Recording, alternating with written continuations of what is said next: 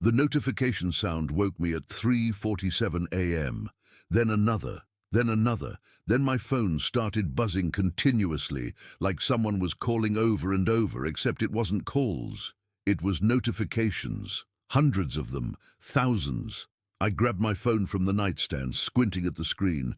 My app analytics dashboard was exploding with numbers that didn't make sense. Downloads, active users, server requests, all climbing so fast the graphs looked like vertical lines. What the hell? I opened Twitter and saw why. A celebrity with 40 million followers, someone I'd never heard of, some YouTuber named Alex Chen, who was apparently huge with Gen Z, had posted a video at midnight. Okay, so I just found the most wholesome app ever and I'm obsessed. It's called Leftanote, and basically you leave anonymous kind messages in random places and other people find them. I've been doing this for an hour and I'm crying. Download this now. This is what the internet should be. The video had 15 million views already. The comments were flooded with people downloading the app, sharing screenshots of notes they'd found, posting their own messages. And every single one of them was adding to my server load, which was screaming under the strain because I'd built this entire thing to maybe handle a few thousand users, not a million people descending on it at once. I sat up in bed, my heart pounding, watching my useless app idea, the one my family had spent the last 6 months mocking, become an overnight sensation.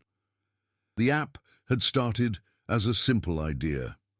I'd been going through a rough breakup, feeling alone and disconnected, when I'd found a note tucked into a library book. You are enough. You are loved. Keep going. It was probably meant for someone else, written years ago, but finding it exactly when I needed it had felt like magic. So I'd built an app that recreated that experience digitally. Users could write anonymous, encouraging messages and leave them at virtual locations. Coffee shops, parks, libraries, wherever.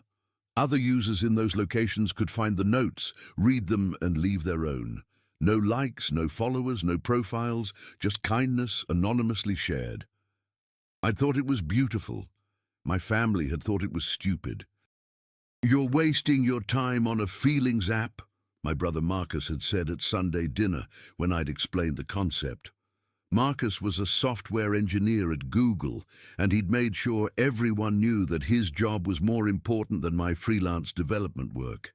It's not a feelings app, it's about connection, about creating moments of unexpected kindness. Nobody wants that, my sister Victoria had chimed in. She worked in marketing and considered herself an expert on what people wanted. People want engagement, entertainment, validation. They want likes and followers and going viral. They don't want anonymous nice messages from strangers. I think some people do. Casey, you're 26 years old, my mother had interrupted. How long are you going to keep playing with these little app projects before you get a real job? Marcus works at Google. Victoria has a successful marketing career. Your father and I are successful business owners. And you're making apps about feelings that nobody will use. It's not about feelings, it's useless, my father had said flatly. Apps that make money solve problems or provide entertainment. What problem does your app solve? Who's going to pay for anonymous notes? Not everything has to be about money. Everything is about money when you're 26 and still living in a studio apartment and driving a car from 2008. You're talented, Casey. But you're wasting your talent on projects that don't matter. When are you going to build something that actually has value? I'd left dinner early that night, frustrated and hurt, but also determined. Maybe my family was right. Maybe the app was useless. But I'd already built most of it, and I wanted to see it through. I'd launched it 3 months ago with zero marketing budget and no expectations. It had grown slowly, a few hundred users, then a few thousand. People seemed to like it. I'd get occasional messages from users telling me they'd found a note exactly when they needed it, that the app had brightened their day, that they loved leaving encouragement for strangers. but my family had continued mocking it at every family gathering. Marcus would ask how my Feelings app was doing with exaggerated concern. Victoria would suggest I pivot to something actually marketable. My parents would sigh and ask when I was going to apply for real jobs. At Thanksgiving, 2 weeks ago, it had reached a breaking point. Casey's app has 5,000 users now, I'd announced, trying to sound confident. That's pretty good for 3 months with no marketing budget. 5,000? Marcus had laughed. Casey, my team's app has 50 million users. 5,000 is nothing. That's a rounding error. That's not even worth mentioning. Different apps serve different purposes. Your app serves no purpose, Victoria had said. I'm sorry, but someone needs to say it. You've spent 6 months building something that 5,000 people use occasionally to read nice messages. That's not a business. That's not even a hobby. It's just sad. Victoria, that's harsh, my mother had said, but not like she disagreed. More like she wished Victoria had been more tactful about saying something true. I'm being honest. Casey needs to hear this. You can't build a career on apps that don't solve real problems or generate revenue. You're 26, living on freelance money, working on projects nobody cares about. When are you going to grow up? I'd left Thanksgiving early too. Sat in my car in my parents' driveway and cried, wondering if they were right. If I was wasting my life on meaningless projects while my siblings built real careers and my parents watched me fail at being successful. But I hadn't deleted the app. I'd kept maintaining it, kept improving it, kept believing that maybe it mattered to those 5,000 people, even if it didn't matter to my family. Now, at 4 a.m., watching the download counter hit 1.2 million and climbing, I realized my family had been spectacularly wrong. My phone rang. My best friend Zoe, who'd been one of my first beta testers. Casey, are you seeing this? I'm seeing it. I'm freaking out. The servers are barely holding. I'm going to have to upgrade everything immediately, or the whole thing is going to crash. Do you have the money for that? I have some savings, maybe enough for a few days of this traffic level. But Zoe, if this keeps up, if this is real and not just a one-day spike, I'm going to need serious infrastructure, and I don't know if... Casey, shut up. Do you see what's happening? Your app is going viral. Your useless app that your family mocked. It's everywhere. Left, a note is trending. People are crying over the messages they're finding. This is huge. I opened Twitter again and scrolled through the hashtag. Thousands of posts, screenshots of notes people had found, stories about how a random encouraging message had made them cry, had helped them through a bad day, had reminded them the world wasn't entirely terrible. I found a note that said, "Your mental health matters. Take the day off if you need to." I'd been debating calling in sick because I'm having panic attacks. This app literally just gave me permission to take care of myself. Thank you, and left a note app. My daughter found a note that said, "You're braver than you think." She's been being bullied at school. She's been carrying her phone around showing me the note all morning. This app is magic. I left a note at my dad's hospital because he's really sick. Someone found it and left one back that said, "Love doesn't end, it transforms." I'm sobbing. On and on, thousands of people sharing how this useless app was affecting them. The app my family had mocked as pointless, as having no value, as solving no real problems. I need to call my server host, I told Zoe. I need to upgrade everything before this crashes and I lose all these users. Do it. I'll start fielding the press requests. What press requests? Casey, your email is blowing up. TechCrunch wants to interview you. So does NPR. The New York Times is asking for comment. Your useless app just became the biggest story in tech. I spent the next 6 hours in crisis management mode, upgraded servers, optimized code, fixed bugs that only appeared under massive load. By noon, I had 2.3 million downloads and climbing. By evening, 4.5 million. By the time I collapsed into bed at midnight, 20 hours after that first notification, I had 6.2 million downloads and more press requests than I could possibly answer. My inbox was full of messages from venture capital firms wanting to discuss funding, from tech companies wanting to discuss acquisition, from users thanking me for creating something that mattered, and one email from my brother Marcus. "Saw your app is trending, nice job, we should talk." I didn't respond. I was too exhausted and too angry and too vindicated to deal with my family yet. The app hit 10 million downloads 3 days later. TechCrunch called it the most wholesome app of the decade. NPR did a story about how it was countering social media toxicity.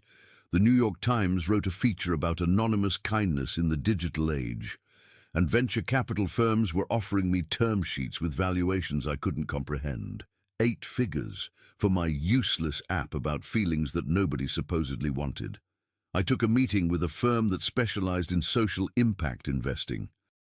They understood what the app was about, not engagement metrics or monetization strategies, but actual human connection. They offered me $5 million in seed funding at a $25 million valuation, with terms that let me maintain control and stay true to the app's mission. I accepted.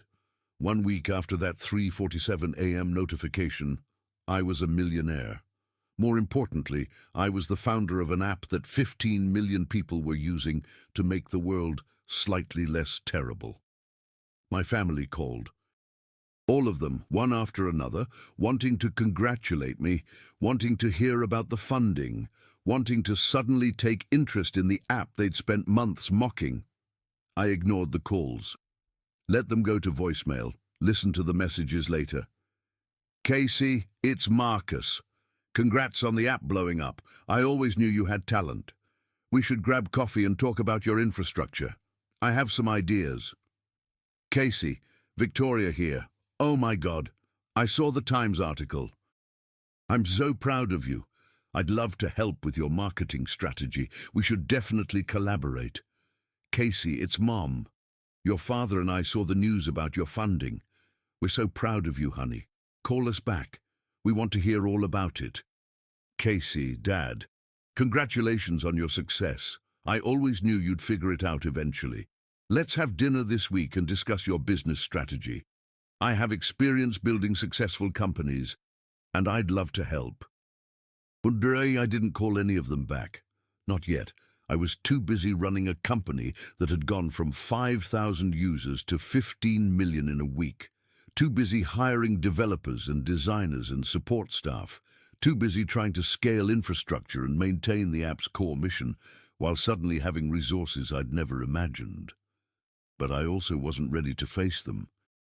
Wasn't ready to hear them rewrite history, to pretend they'd always believed in me, to act like they hadn't spent months making me feel like a failure for building exactly the thing that had just made me successful.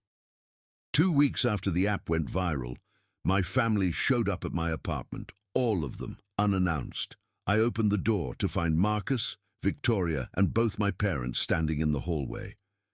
"We need to talk," my mother said. "You've been ignoring our calls." "I've been busy. Running a company, the company you all said was useless." "Casey, can we come in?" my father asked. "Please, we owe you an apology." I let them in, not because I was ready to forgive them, but because I was curious to hear what they'd say now that my useless app was worth $25 million. We sat in my small living room, the living room in the studio apartment they'd mocked me for living in, the apartment I could now easily afford to move out of, but hadn't because I'd been too busy actually working. "We were wrong," Marcus said finally, "about everything, about the app, about its value, about your career. We were wrong, and we're sorry." "Why were you wrong?" I asked. "What changed? The app is obviously successful." "No. What changed about the app between when you thought it was useless and now?" "Nothing. It's the same app, same concept, same purpose. The only thing that changed is that other people validated it. You didn't believe in it when it was just me saying it mattered. You only believe in it now that it's making money and getting press coverage." The room went silent. "That's not fair," Victoria said. "We just didn't understand the market." "You didn't try to understand. You assumed I was wrong because I wasn't building the kind of app Marcus would build, or marketing it the way Victoria would market it, or monetizing it the way Dad would monetize it. You couldn't imagine that maybe I understood something about what people needed that you didn't." "You're right," my mother said quietly. "You're absolutely right. We underestimated you. We judged your app by our standards instead of understanding what you were trying to create. And we made you feel like a failure for building something that turned out to be extraordinary." I felt like a failure for months. I sat in my car after Thanksgiving and cried because my own family couldn't see any value in what I was building. I questioned everything, my career, my choices, my worth, because the people who were supposed to believe in me didn't. "We should have believed in you," my father said. "Not because the app was obviously going to be successful. Honestly, I still don't understand why it took off the way it did, but because you believed in it, because you were passionate about it, because you were building something you thought mattered, and that should have been enough for us to support you. But it wasn't enough. My success wasn't enough until it was measured in downloads and funding and press coverage, until it looked like the kind of success you understand." "You're right," Marcus admitted. "I was a dick about the whole thing. I measured your app against my standards, user numbers, revenue, market penetration. I didn't see what you were seeing, which was that some things matter even if they don't have millions of users or generate revenue. That connection and kindness, and making people feel less alone. That those things have value, even if they're hard to quantify." "And now?" I asked. "Now that the app does have millions of users and funding and revenue potential, do you only think it has value because it succeeded by your metrics?" Marcus thought about that. "Honestly, seeing the app go viral made me download it and actually use it. And Casey, it's beautiful. I've spent the past week leaving notes and finding notes and feeling things I didn't expect to feel from an app. It's not about the metrics, it's about what you created. I just couldn't see that until I stopped judging and started experiencing it. That's what I needed from you months ago. Not judgment, not advice, not metrics, just willingness to believe that maybe I was building something meaningful, even if it didn't look like success yet." "We failed you," my mother said, "as parents, as siblings, as family. We failed to support you when support was what you needed. And we're sorry. We can't take back the things we said. But we want to do better going forward." I sat with that for a long moment. Part of me wanted to stay angry, to make them feel as small as they'd made me feel. But another part, the part that had built an app about kindness and connection, knew that holding on to anger would only hurt me. "I'm not ready to forgive you yet," I said finally. "You really hurt me. Made me doubt myself during a time when I needed confidence. Made me feel like a failure when I was actually building something meaningful. That doesn't go away just because the app succeeded. We understand," my father said. "Take all the time you need. But I'm willing to try, to rebuild this relationship, to see if we can get to a place where you support me because you believe in me, not because my success is visible enough for you to understand it." "We want that too," Victoria said. "And Casey, I've been using the app. I left a note for someone today that said, 'Your work matters even if nobody notices.' Because I realized that's what I should have been telling you all along." They left shortly after, promising to give me space, but also making it clear they wanted to be part of my life again. Not my business life, not my success story, but my actual life. 6 months later, Left a Note had 50 million users. I'd hired a team of 20 people, moved into a real office, and started working on features that would help the app scale while maintaining its core mission. The venture capital firm had introduced me to advisors who understood social impact, who helped me think about growth without losing what made the app special, and my family had slowly earned their way back into my life. Not through grand gestures, but through small moments of actual support. Marcus called to check on me during a server crisis, offering help without judgment. Victoria shared articles about the app without trying to insert herself into my marketing strategy. My parents asked about my work and actually listened to the answers instead of offering unsolicited advice. At Sunday dinner, which I'd started attending again, my father raised his glass. A toast to Casey, who built something extraordinary that none of us had the vision to appreciate.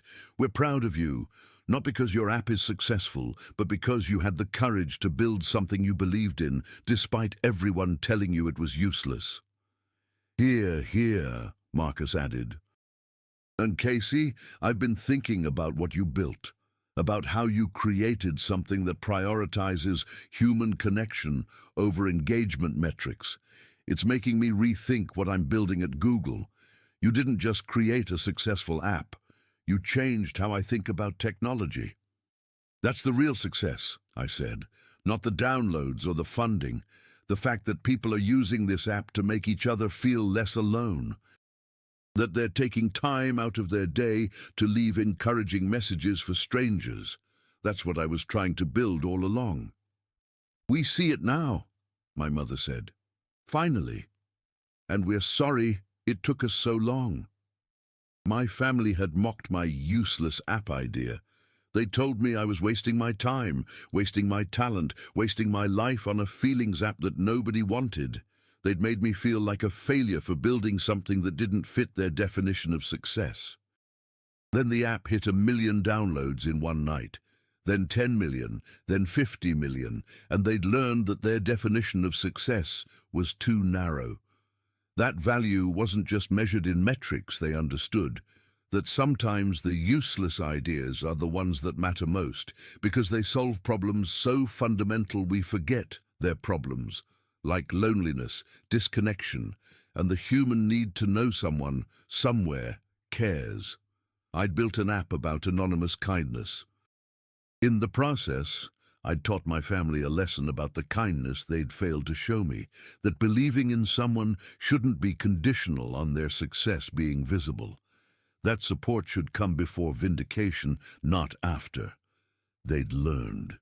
It had taken my app becoming undeniably successful for them to learn it, which wasn't ideal. But they'd learned. And now, when I talked about my next useless app idea, a tool for facilitating meaningful conversations between strangers, they listened without judgment, asked questions without condescension, believed in it because I believed in it, not because they could immediately see its market potential.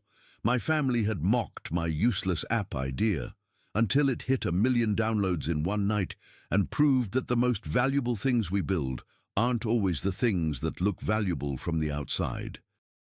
Sometimes they're the things that look useless until you realize that kindness, connection, and human dignity are the most useful things of all.